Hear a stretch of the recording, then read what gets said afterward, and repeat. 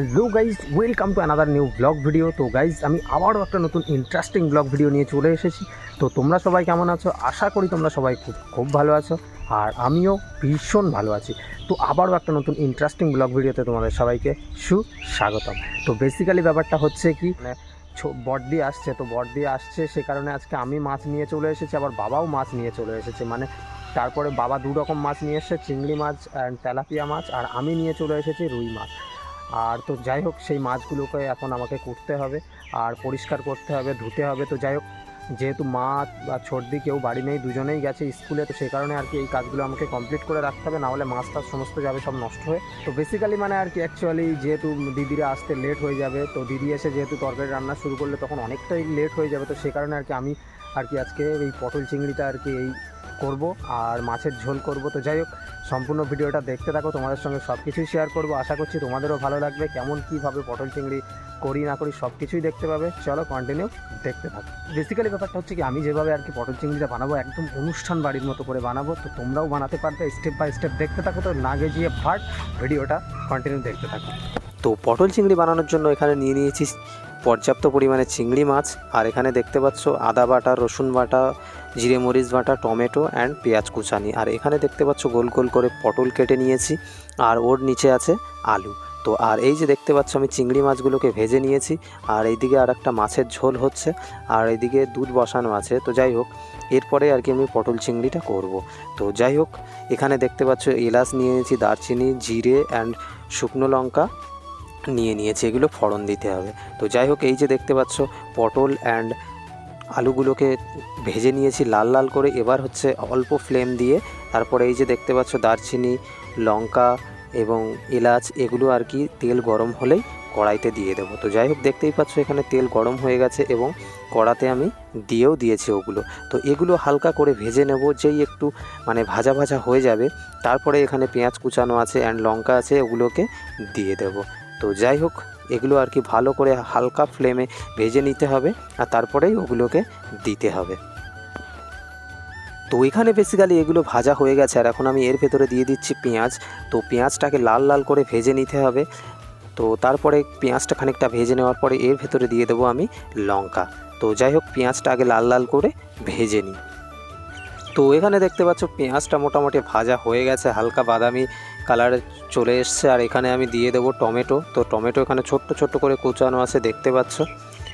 তো এখানে এবার দিয়ে দেবো আর কি টমেটোগুলোকে, আর লঙ্কাও দিয়ে দেবো সাথে। একসাথে টমেটো অ্যান্ড লঙ্কা ভালো করে ভেজে নেবো। তো চলো দেখতে থাকো কন্টিনিউ।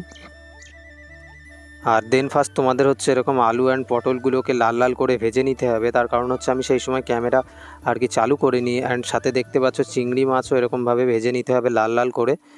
তো যাই হোক, আর গ্যাসের ফ্লেমটা সবসময় আস্তে দিয়ে মশলাগুলোকে ভেজে নিতে হবে। তো যাই হোক, চলো কন্টিনিউ দেখতে থাকো। তো এখানে হচ্ছে আর কি লঙ্কা, পেঁয়াজ এগুলো সব আর যা মশলা দিয়েছিলাম সেগুলো মোটামুটি ভাজা হয়ে গেছে। তো ওর ভেতরে আমি এখন টমেটো দিয়ে দিয়েছি, আর সাথে দিয়ে দিচ্ছি এই যে লঙ্কা। তো লঙ্কাগুলো আর কি লাল লঙ্কা, তো এমনি কাঁচা লঙ্কা দিলেও কোনো প্রবলেম নেই। তো যাই হোক, আর একটু দিয়ে অল্প করে দিয়ে দিচ্ছি নুন। তো যাই হোক, এবার ভালো করে সবগুলোকে একসাথে ভেজে নেব। তো যাই হোক, চলো ভেজে নিই, কন্টিনিউ দেখতে থাকো। আর তো যাই হোক, এখানে আমার অবস্থা দেখতে পাচ্ছ, মানে ওপরে আর কি তাঁবু আছে। তো তাঁবুর থেকে তাপ আসছে প্রচণ্ড পরিমাণে, তো তার ভেতরে রান্না করতে হচ্ছে। তো যাই হোক, কিছু করার নেই, মানে এখন তো বাড়ি ভাঙা আছে, তো সে কারণে আর কি এখানেই রান্না বান্না করতে হয়। আর এছাড়া বাইরে আছে উনান, তো উনানে আরও রৌদ্র, টানা রৌদ্র, তো যেখানে করাই যাবে না, আরও প্রবলেম বেশি হবে। তো এখানে আমি অল্প সামান্য জল দিয়ে দিয়েছি, যাতে মশলাগুলো আর কি ভালো করে আর কি ভেজে গেছে এবং গ্রেভি টাইপের হয়ে যায়। আর তো মশলা থেকে এই যে এরকম মানে আর কি শুকনো শুকনো হয়ে গেছে, দেখতে পাচ্ছ জল দেওয়ার পরে। তো তারপরেই যে ভাজা পটল অ্যান্ড আলু ছিল ওগুলোকে আমি আর কি মশলার ভেতরে দিয়ে দিয়েছি। তো যাই হোক, ওগুলো দিয়ে আর কি ভালো করে কষে নিতে হবে। তো তারপরে কষে নিয়ে আবার চিংড়ি মাছগুলোকেও এর সাথে দিয়ে কষে নিতে হবে। তো এখন আমি অল্প করে পরিমাণ মতো নুন দিয়ে দিচ্ছি আর হলুদ।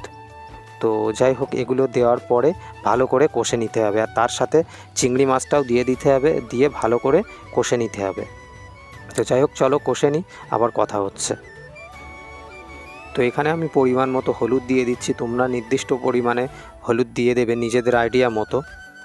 তো যাই হোক, সেগুলো দিয়ে ভালো করে সবগুলো একসাথে কষে নিতে হবে।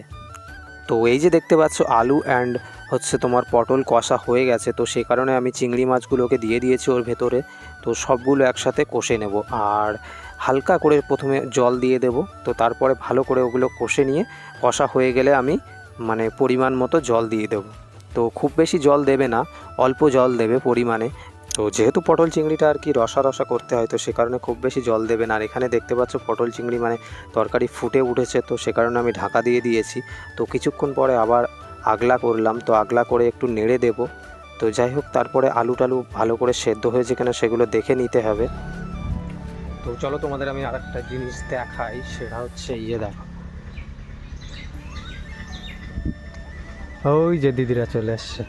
আর এইদিকে দেখো ঘরের কাজ কতটা হয়েছে দেখো। আর ওই দেখো, তো চলো ওইদিকে দিদিরা চলে এসছে, দেখি ওই বোধহয় আসেনি।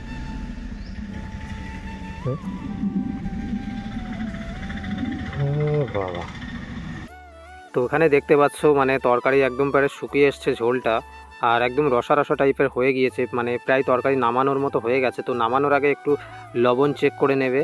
তো যাই হোক, আর নামানোর আগে আমি এই যে দেখতে পাচ্ছ গরম মশলা দিয়ে দিচ্ছি। তো একদম নামানোর একটুখানি আগেই গরম মশলা এরকমভাবে ছড়িয়ে দিতে হবে, দিয়ে ভালো করে ঘেটে দিতে হবে। পটল চিংড়ি একদম রেডি, খুব সুন্দর অনুষ্ঠান বাড়ির মতো। তো কালারটাও দেখতে পাচ্ছ কত সুন্দর হয়েছে।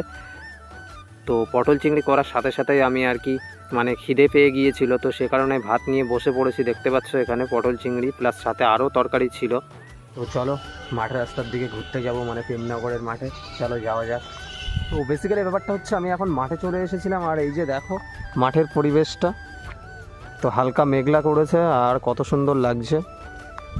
তো যাই হোক, তোমরা একটা সিনেমেটিক শ্যুট দেখতে থাকো, আবার পরে কথা হচ্ছে।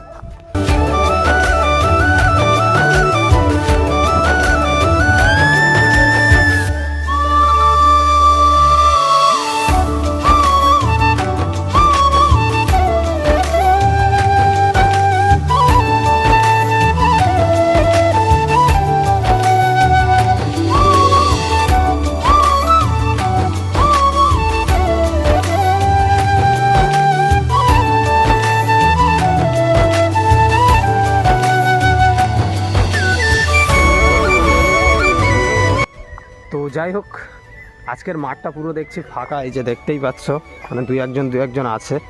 তো যাই হোক, হালকা হালকা বৃষ্টি পড়ছে বলে সে কারণে আর কি মাঠের ভিতরে কেউ নেই। তো আমি এক্ষুনি চলে যাব, নাহলে যদি জোরে বৃষ্টি চলে আসে তো ভিজে ভিজে সব একাকার হয়ে যাবে। তো যাই হোক, আজকের ব্লগ ভিডিওটা তোমাদের কেমন লেগেছে নিচে কমেন্ট করে অবশ্যই জানিও। আর যদি ভালো লেগে থাকে তাহলে অবশ্যই একটা লাইক করো আর সাবস্ক্রাইব করে পাশে থাকো এরকম নতুন নতুন ইন্টারেস্টিং ব্লগ ভিডিও দেখার জন্য। তো গাইস চলো আবার দেখা হচ্ছে নতুন কোনো ইন্টারেস্টিং ব্লগ ভিডিওতে। ততক্ষণে ভালো থেকো, সুস্থ থেকো, take care and bye by.